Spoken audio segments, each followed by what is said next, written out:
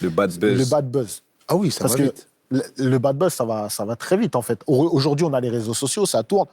Samuel, il y a eu une vidéo qui a tourné il n'y a pas longtemps, etc., où, au final, on n'a que une partie à chaque fois des histoires et on n'a pas forcément la partie complète. Toi, comment tu vis ça Est-ce que tu dis qu'il y a une injustice dans la perception qu'ont les gens de toi? En fait, il y a toujours une injustice. Mais le problème, il ne faut pas voir ça comme ça. Parce qu'à ce moment-là, je suis responsable d'une institution. Il y a beaucoup de choses qui se passent et tu te dis, non, tu dois t'arrêter. Tu es responsable, tu es le patron d'une institution. Il est vrai que les autres n'ont pas fait les choses correctement, mais tu n'as pas besoin d'aller aussi loin. Tu t'arrêtes. Mais nous sommes tous des humains. Bien sûr. Au continent, aujourd'hui, je dirais malheureusement, nous nous retrouvons avec un phénomène des braqueurs. C'est quoi ce que tu appelles les braqueurs? Des gens qui disent tout et son contraire. Aujourd'hui, ils vous disent Samuel a fait ça, Samuel a fait ça et Samuel a fait ça. Mais quand vous lisez, ils se contredisent à chaque fois. Et ça, c'est très dangereux. D'autres souffrent de ça. Parfois, des gens me disent mais comment tu fais pour supporter tout ça? Mais parce que je sais où est la vérité. Tu n'as jamais eu envie de tout abandonner? Non, par exemple, évidemment, la parfois tu as envie. Évidemment, plusieurs fois, j'ai envie d'abandonner. Et qu'est-ce qui te donne toujours envie de continuer? C'est pas ce que les autres disent qui peut me faire abandonner. Moi, le seul fait que je viens et que sur 600 ou 700 footballeurs que nous gérons, et que 2 me disent on reçoit correctement nos salaires. Parce que nous sommes partis de zéro à quelque chose. Parce qu'avant qu'on arrive à la fédération, c'était un groupe de potes qui gérait le football, qui se faisaient de l'argent. J'ai dit non, je suis footballeur. Je rentre dans ce monde politique, de gestion, il faut apporter autre chose. Tu es le mieux placé pour savoir. Mais tu ne fais pas pour toi, c'est ça qu'il faut Mais moi, je n'ai préciser. pas de salaire à la fédération. Voilà.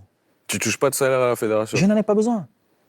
Ah, Et souvent, quand c'est difficile, je prends de ma poche, je mets dedans. Mais ça, les gens ne le savent pas. Mais je n'ai pas besoin de dire aux autres. Oui, mais c'est important que les gens le sachent pour que ça change aussi peut-être l'image que les gens ont de Je toi. n'ai pas besoin de changer mon image. Tu n'as pas besoin de ça. Je n'ai pas besoin de ça. Non, mais c'est là aussi.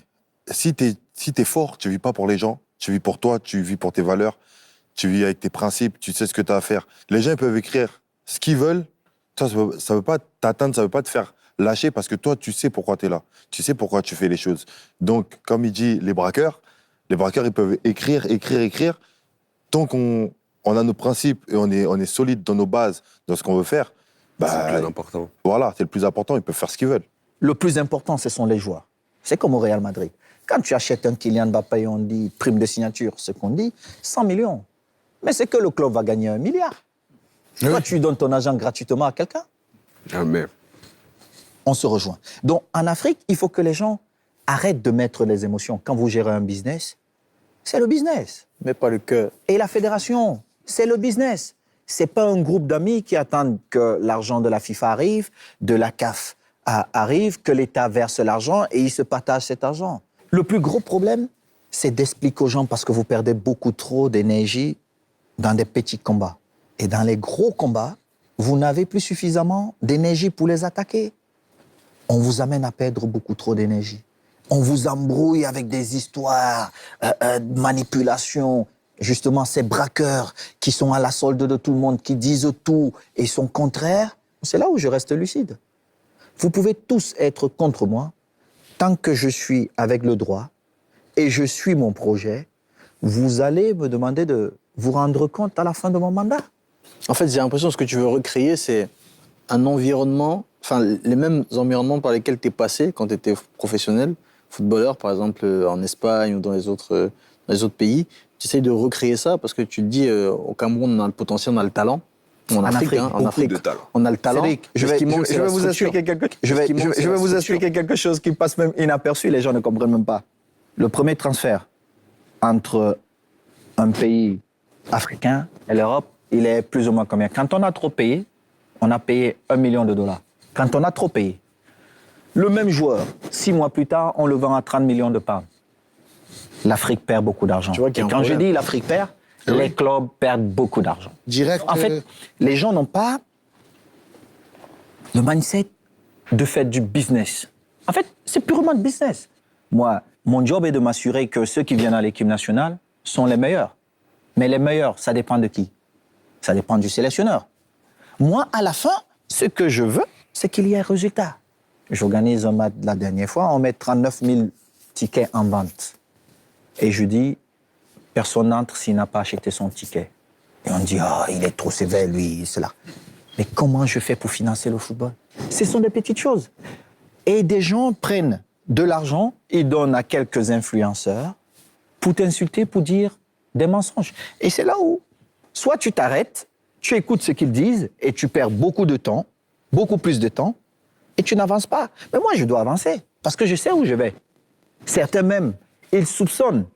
Et d'autres qui ont peur de l'inconnu, ils disent, c'est peut-être bien, mais vu que moi, j'ai mes 500 francs CFA qui tombent chaque soir parce qu'on me les donne comme ça, je préfère les sécuriser au lieu de regarder le million qu'il a devant lui.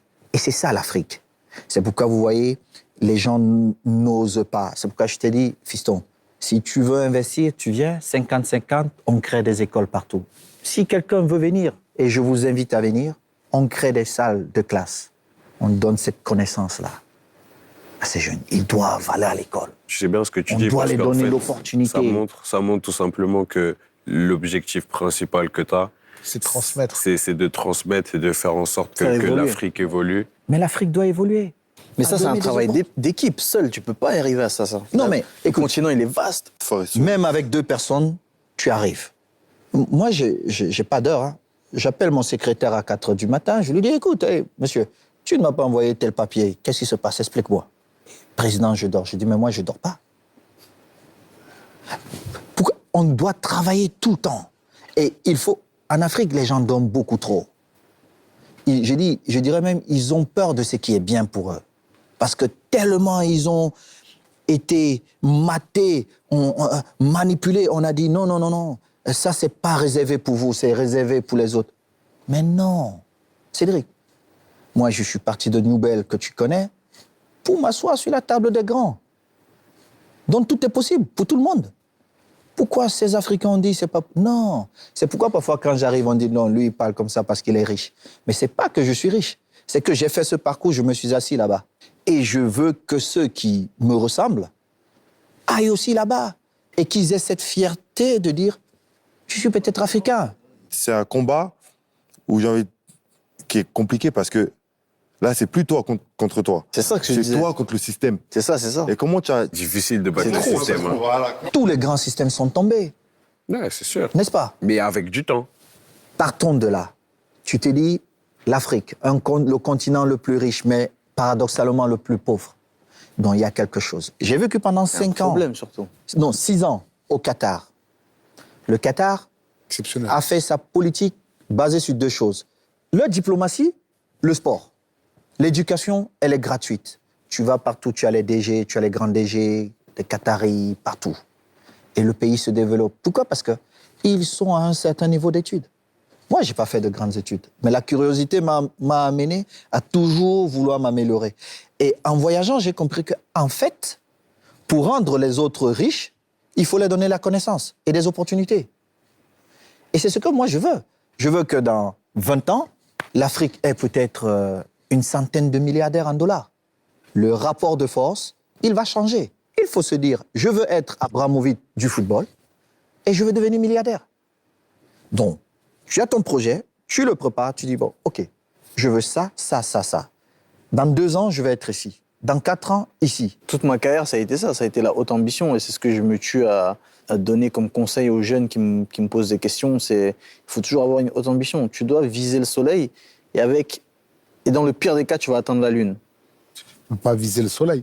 Et si tu atteins le soleil, tu brûles, frérot. Non, tu vois ce que je veux dire? Non, mais il y a le travail qui doit aller avec. C'est ça. Non, il y a le travail, mais ça, c'est indéniable. Si tu dis, moi, j'ai envie de faire ça, j'ai envie de devenir président, demain, tu dis, j'ai envie d'être le plus grand gardien de l'histoire.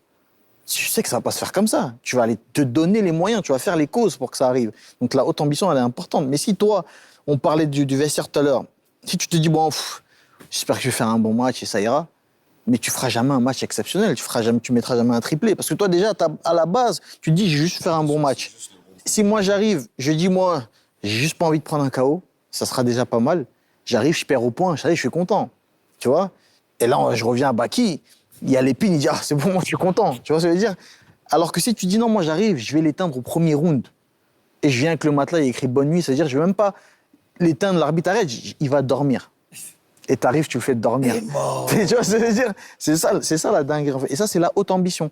Et ça, il faut l'assumer derrière, parce que derrière, ça demande beaucoup de travail. Il n'y a personne, jamais Samuel, jamais Redon, tu te dis non, moi j'ai envie de faire rire, j'ai envie d'être le meilleur humoriste, et tu restes chez toi tranquille. Non, tu taffes derrière, tu es obligé derrière de taffer, te donner les moyens pour assumer en fait cette ambition qui est grande. Mais c'est pas tout le monde qui a une haute ambition.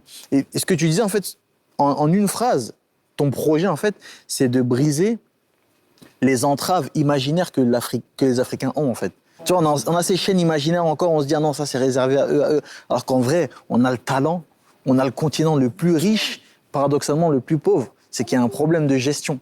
C'est une très belle conclusion de donner de l'espoir aux gens.